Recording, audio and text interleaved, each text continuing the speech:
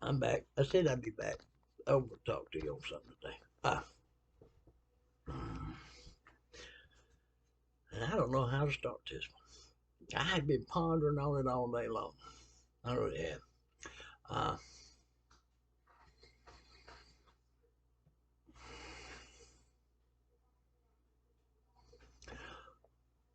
and to understand what I'm fixing to say, first we need to understand that age that the words were spoken.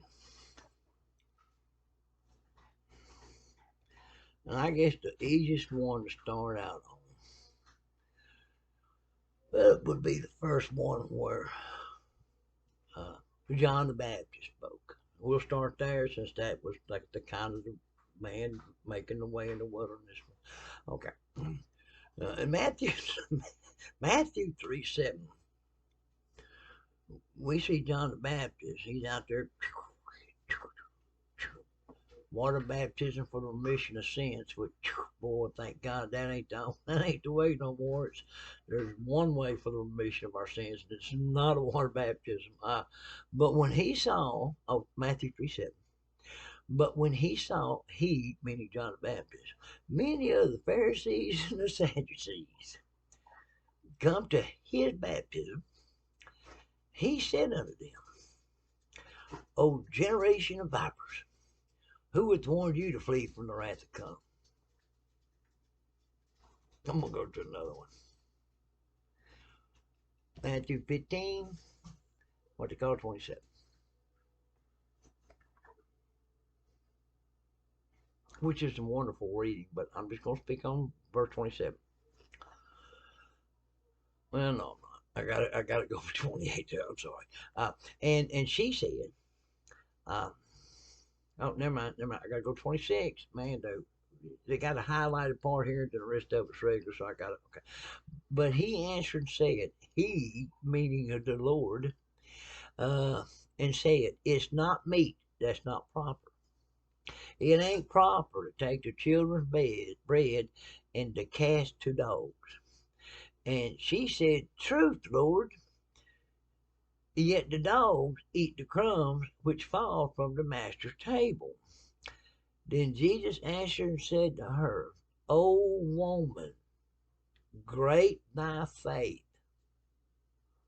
O woman, great thy faith. Okay, we'll go to I'm getting around to it. We're getting okay. Matthew 21:13. These are just little tidbits of John the Baptist, the Lord, and some things ever said. Uh, Matthew 21:13. Now, if you go there, that's where he's flipping over the money tables and all that. Okay. And said unto them, the Lord, it's written, my house shall be called a house of prayer, but you have made it to a den of thieves. Okay. So, this is what I want to speak about today. Words. Language. Now, say we wouldn't use den of thieves today, but back then, man, that was a powerful insult. Yeah, that would be seen by many as speaking ill on some people.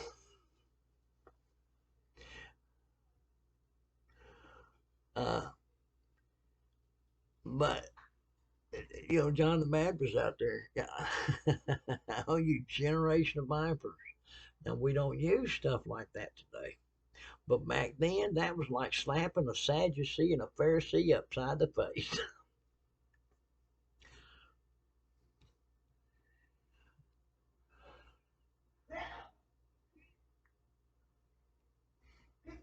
The greatest one, though, that I like, and the reason I like it is because we see an example of the Lord looking at someone and speaking on their great faith, like he did the Roman centurion when he understood authority. And he said, I ain't seen such faith great as this in all Israel. Why? Because he understood authority. But listen, the Lord, he called his people dogs.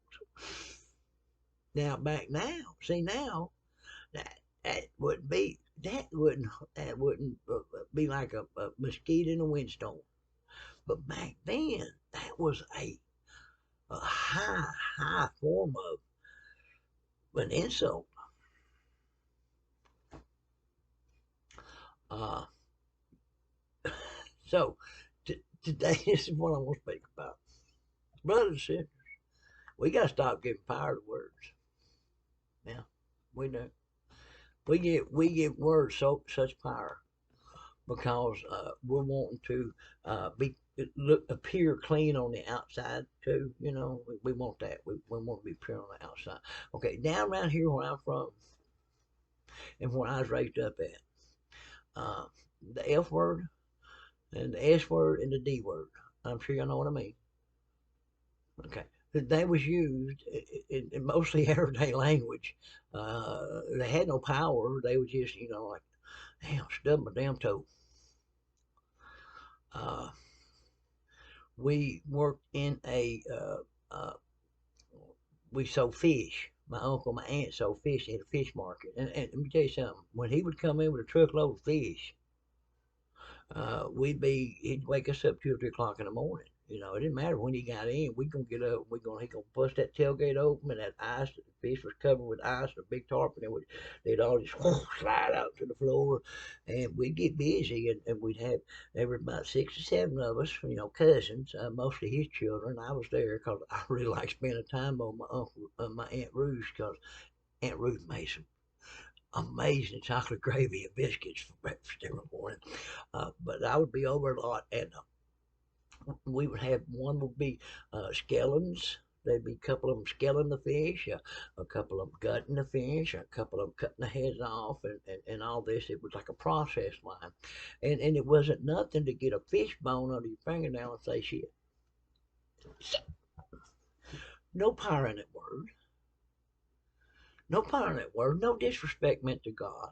No offense given. God's not offended by that. I guarantee you, if God is offended by me sticking a fish bone unexpectedly in my nail saying shit, then I'll never make it to heaven. I mean, come on, brothers. Well, look what come out of your heart. Look, what's in my heart is serving God. And serving God means serving his saints. And that's my heart. Uh, and around here, now, I tell you this, you go to Germany. This is when we give power to things that we shouldn't be. You go to Germany, and I love Germany over there. Man, they had some dark beer over there. Man, it was good. Good old dark beer. But over there, when they would eat, they would belch. And this would be mostly what come out of their mouth with a belch. Damn, that was good. No power in that word, damn. None at all. None at all. No offense given. Matter of fact, it was given in like a praise sort of way. But we have become such hypocrites. Yeah, we have. Uh, to the world, that really, the world looks at us and they say, "Man, y'all are both, I, y'all joke, y'all are a joke." You know, according to many of the saints, you can't smoke, drink, or say a dirty word. Well, nobody, no, I'm serious, man. Look, I didn't want to have anything to do with y'all back then either, until I started seeing the truth of God. I said, that's the God I fell in love with. Not that God that y'all are out there talking about. That God that y'all are talking about. You know, there was a servant, and he didn't do nothing with his talents given. And he married him. And do you remember what he told the master on his return? I knew you was a hard man. Is my God a hard man? Absolutely not. He's a mercy, compassionate. He's just. He's righteous. He hates the sinner. But that don't make him a hard man. I'm serious. If the world sees us, and we're speaking religion of you can't do this, you can't do that, you can't do this, you can't do that. Most of them said, man, look, there ain't no sense me even trying this. I knew a boy one time, he said, don't talk to me about God. You know why? Because he knew the Bible. And he said, I know this. It says if the house gets cleaned out and it don't become occupied, 7 demons will return, it'll be worse. See, he knowed the Bible. And he was an unbeliever, but he knowed the Word of God. So, giving power to things, we give power to words that should have no power. Now, I can speak ill upon you, and I can speak curses upon you, and never say one what the world would consider a dirty word. Now, does that make it right? Because I didn't know you no dirty word? No. Those polite words you've used, now them's wicked words. They should never be spoken out of a saint's mouth. But we really, come on, brothers and sisters. Our witness is to be honest, open unto the Gentiles, and show them, hey, I'm a man no different than you. I stub my toe, I still say a word. Which one it is not a specific word. It's whichever one comes to my mind.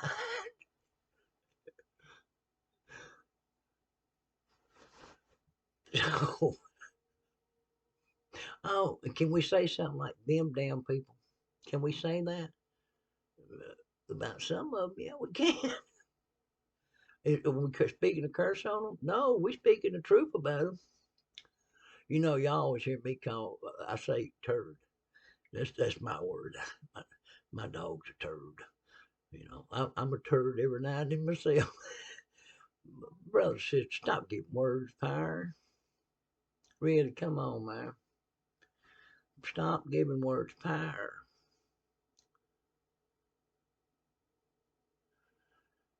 Because this is what's going to happen. You will ruin your witness. Okay, I got news for you. You will ruin your witness. If you want to be that goody two shoes that never does anything, no F, S, or D word comes out of your mouth because you don't want to, and you want to be that way, and people know that you, and then you do it, you've ruined your witness. But see, if somebody sees me stub my toe, cut my finger at work, man, damn it. Well, I thought you was a Christian. I am. But you just said, damn it. Well, it hurt. But y'all supposed to be talking like that. Who told you that? Man, look at the opportunity. There's a good and honest heart, really, sitting right there. There's a good and honest heart that can see can be planted. Um, well, they, uh, when you ain't supposed to be talking like that. Oh, well, I cut my finger. It hurt. Caught me off guard. I'm no different than you, but you're a Christian.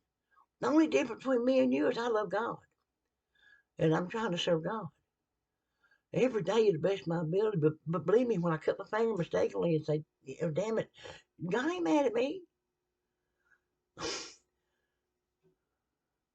If you ever really want to know about God, hey, come over to the house one day. I'll tell you about my God. I'll tell you about the God that's in the scriptures, and not that God you've heard about down there at that building, okay, or from him other people. You come down there and I'll open up the Word to you, the Bible, and I'll let you read it, and you'll see that me cutting my finger and saying "damn it" or shit or whatever doesn't anger God. I got caught off guard, and then you can come down there and show them, man, look at this. Back then, to use a word like vipers, dogs, pigs, and such. Uh, That was a that was an insult.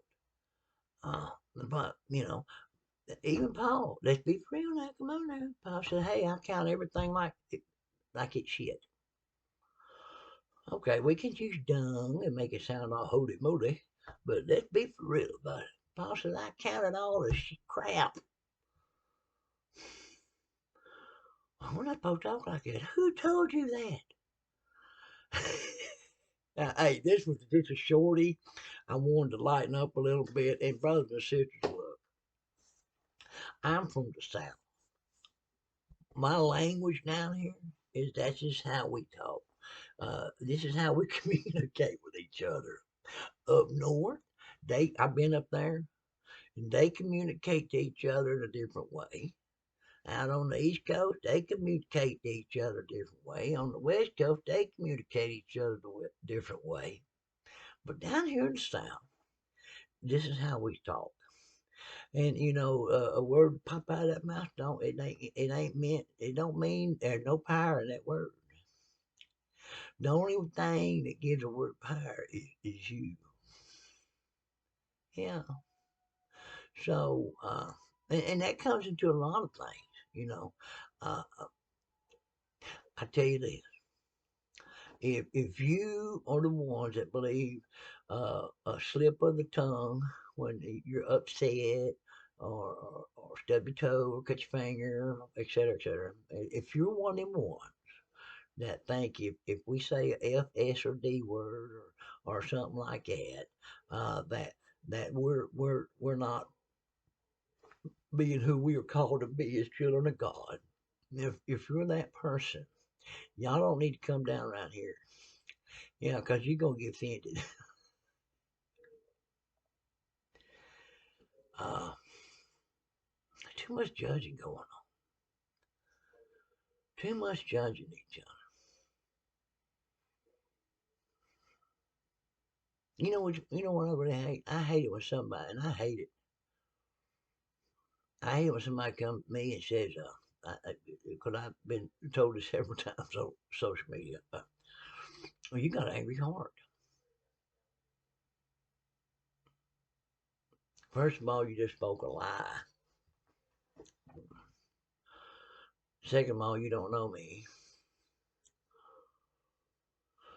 And thirdly, you'll answer for that word, not me. Because my heart is far from angry. Because, see, I know what an angry heart is. Yeah, I had one for a long time. So I know what one is.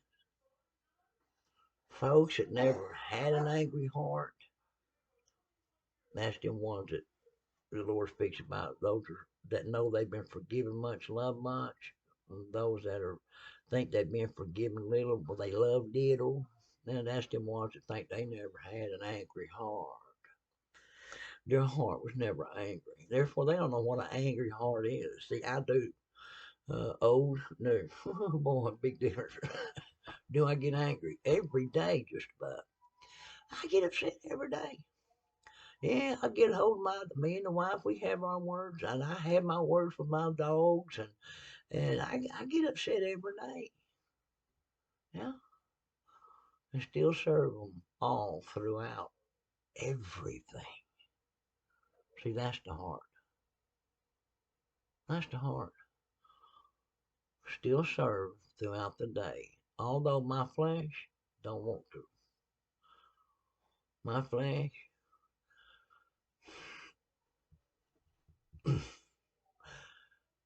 but then I still get up and serve and do what I do in the house. I was told the other day that's the greatest works. Is when your flesh don't wanna, but you give up because it's your. Oh, remember that Romans 12:1, your reasonable service. Now, brothers and sisters, we got to stop this giving things power that have no power. There's one thing that has power that matters to me. One, and that's my Father. His power rules everything. It squashes it like a bug, and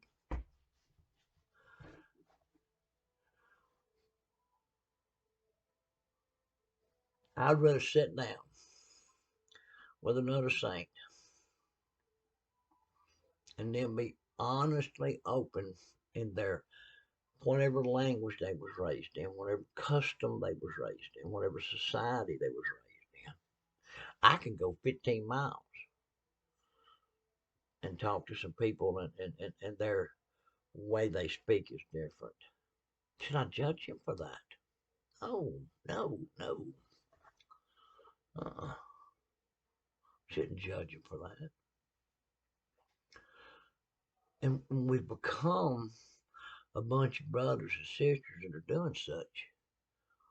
Then if we can judge them on that, which really doesn't matter to a hill of beans, my Lord, what are we going to judge on next? Because I'm going to tell you something. An unrighteous judgment is sin. All unrighteousness is sin. An unrighteous judgment is sin. Now, it's not the sin unto death.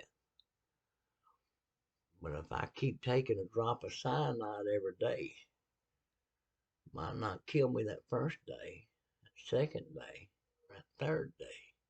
But eventually it's going to build up my body. I'm going to die. And so will you spiritually, my brothers and sisters.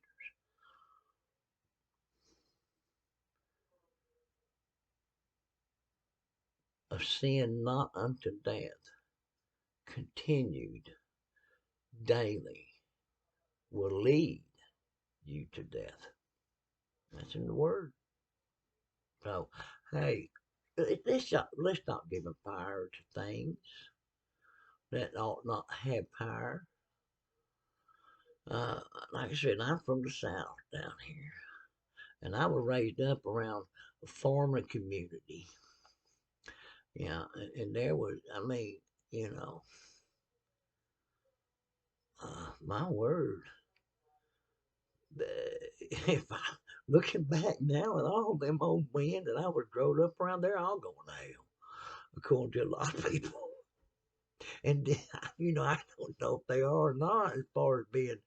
I don't know what was in their heart. I know on a hot day they enjoyed a cold beer, and some of them every now and then snuck around the back of the barn and smoked a hooter, and I know a bunch of them that when they was working on that tractor, you wouldn't believe the language that come out of their mouth.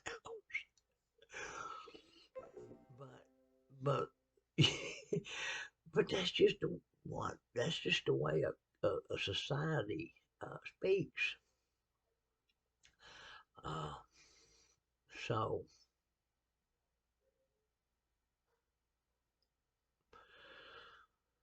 we need to look at these things. Yeah, this is part of becoming that holy. Remember Romans 12:1. This is the one of being our conversation, being honest, not just among the Gentiles, but among each other. We try, man. Boom. You know, we are so. Some of us are so hard set on trying to make our conversation honest among the Gentiles that we're lying to God and to each other. Hey, I love y'all. Always praying for you. And I'll see y'all next time. Hey, it might be tonight. Look, man, I've been doing, look at this. I'm going to tell you, man, I've been doing some writing. I mean, pages and pages and pages. And it's all out of Psalms. Yeah, I just went through Psalms. I'll give you a heads up on it. Judge me, O Lord, for I have walked in my integrity. I have trusted also in the Lord. I shall not slide. Examine me, O Lord, and prove me, and try my reins in my heart. Just a little thing I wrote down. Now, in other words, teach me your way, O Lord, and lead me to the plain path because of my enemies. Show me your ways, O Lord. Teach me your paths. Lead me in your truth and teach me, for you, the God of my salvation. And on you do I wait all the day. The secret of the Lord with them that fear him, and he will show them his covenant. And it's just pages and pages that I've gone through Psalms and taken out little ditties. Not the whole thing. Not what he's talking about. I'm talking about when he talks about the Lord. Man, it's been such a good time spent in Psalms. And I'll see y'all next time. Hey, I love y'all. Look, y'all need to understand. I really do.